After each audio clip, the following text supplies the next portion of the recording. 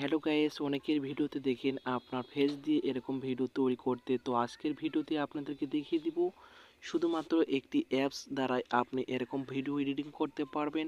তো চলুন কথা না বাড়িয়ে ভিডিওটি শুরু করি। যে কোনো একটি ওয়েবসাইট সিলেক্ট করে আপনি স্ক্রিনে লেখাটি লিখে সার্চ করবেন। প্রথমে যে লেখাটি চলে আসবে এই লেখাটির উপরে ক্লিক করে দেবেন। ক্লিক করার পর আপনাদের সামনে ঠিক এরকম একটি ইন্টারফেস শো করবে। তো এখানে আপনাদের একটা জিমেল অ্যাকাউন্ট দিয়ে অ্যাক্টিভ করে নিতে হবে এই ওয়েবসাইটটি। তারপরে আপনাদের কিছু টেক্সট প্রয়োজন হবে। এই টেক্সটগুলো আমি ভিডিওর ডিসক্রিপশন বক্সে দিয়ে রাখবো, সেখান থেকে আপনারা কপি করে নেবেন। কপি করে নেওয়া হলে এখানে পেস্ট করে দেবেন।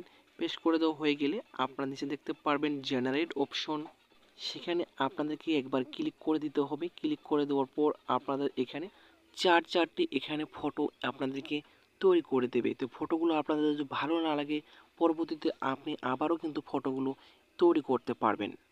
তো চারটি ফটোর মধ্যে আপনাদের যে ফটোটি ভালো লাগবে সেই ফটোটি আপনি এখান থেকে সিলেক্ট করে নেবেন।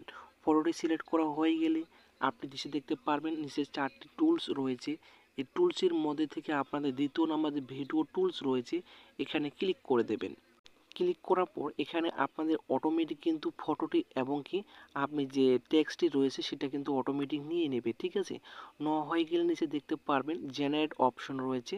এই জেনারেট অপশনে আবারও আপনাদেরকে ক্লিক করে দিতে হবে। ক্লিক করে দেওয়ার সাথে সাথে 15 থেকে 20 সেকেন্ড এখানে আপনাদেরকে অপেক্ষা করতে হবে। অপেক্ষা করার সাথে সাথে কিন্তু এখানে আপনার কিন্তু ভিডিওটি কিন্তু এডিটিং হয়ে যাবে।